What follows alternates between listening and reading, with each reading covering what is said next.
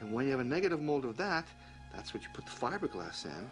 And that, of course, if you're following the process, gives you a hard plastic fiberglass core. You put the mechanisms in this fiberglass skin.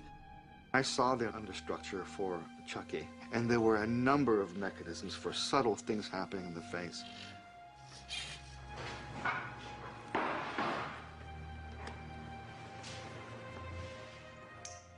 In one head, it could look sweet, and then it could instantly get angry, and and those little tiny features would suddenly become devilish.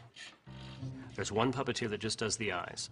His job is to blink them, move them left and right, up and down, all that stuff, and that's it. Then you've got a guy that does the brows and the cheeks. You have another guy that just does the mouth. So he's doing the jaw with a mechanism that goes on his head. Maggie. Yeah, Aunt Maggie. They put an L-shaped bracket in the jaw, so we could do that movement. This is the most intricate head. We put a test skin on it for now, just with some flesh tone on it. So we could practice with it. It's probably one of the most difficult things because Steve's got to coordinate jaw movement with lip movement to get him to pronounce A-E-I-O-U and all the vowels. I-O-U. And then he moves the lips with little joysticks with his fingers.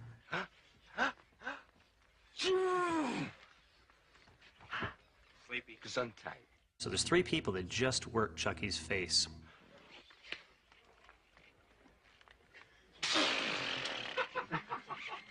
Did I get you wet? I seem to recall that what Kevin did with Chucky was there was a kind of a developmental stage of it's a doll at first, and then it kind of became progressively a bit more human. But I think what that does is psychologically as an audience, you start to believe that it's a bit more alive. The doll slowly begins to change.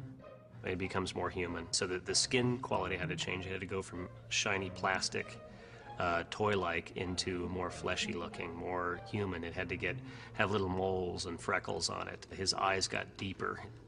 The eyes went from that sweet kind of sparkling blue to almost this translucent blue. And Kevin came up with that.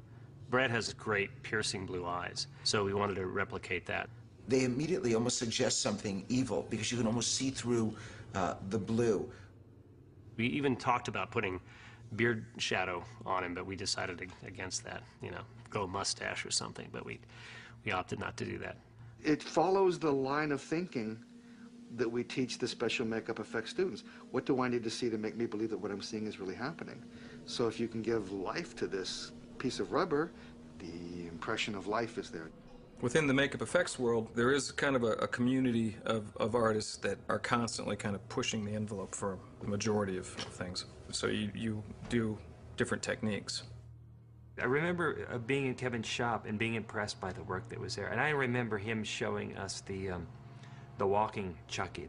We had a servo puppet, and what I mean by that is it's little tiny motors that people use in radio-controlled hobby cars or boats or planes. We take those little motors and we put them inside, the body.